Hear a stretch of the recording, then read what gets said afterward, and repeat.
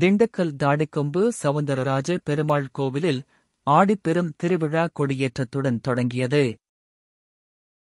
திண்டுக்கல் தாடிக்கொம்பு சவுந்தரராஜ பெருமாள் கோவிலில் ஆண்டுதோறும் ஆடி மாதத்தில் ஆடிப்பெரும் திருவிழா கொண்டாடப்படுவது வழக்கமாகும்.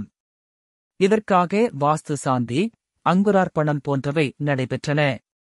தொடர்ந்து கோவிலின் பிரகாரத்தில் உள்ள கொடிக்கம்பத்தில் சிறப்பு வழிபாடுகளுக்குப் பின்னர் கருடாழ்வார் உருவம் பொறிக்கப்பட்ட கொடியேற்ற வைபவம் நடைபெற்றது.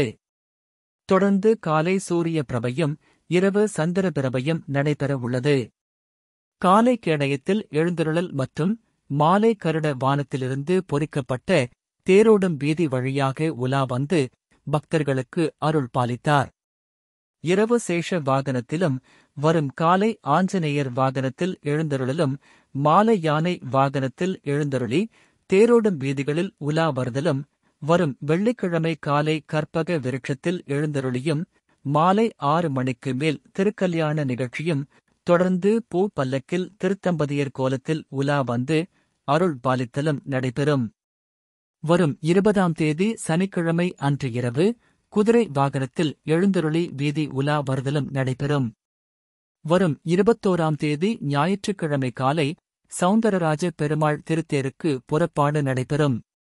அதனைத் தொடர்ந்து திருத்தேரோட்டம் நடைபெற உள்ளது. இன்று நடைபெற்ற கொடியேற்ற வைப்பதற்கு ஆயிரக்கணக்கான பக்தர்கள் கலந்து கொண்டு சாமி தரிசனம் செய்தனர். திருவிழா ஏற்பாடுகளை அறங்காவலர் குழு தலைவர் விக்னேஷ் பாலாஜி, மாவட்ட அறங்காவலர் குழு தலைவர் சுப்பிரமணி, அறங்காவலர் குழு உறுப்பினர்கள் வாசுதேவன், சுசீலா, கேப்டன் பிரபாகரன், ராமானுஜம், திருக்கோவில் செயல் அலுவலர் பொறுப்பு கனகலட்சுமி மற்றும் திருக்கோவில் பட்டாச்சாரியார்கள் ராஜப்பா, ராமமூர்த்தி உள்ளிட்ட பட்டாச்சாரியார்கள் செய்து வருகின்றனர்.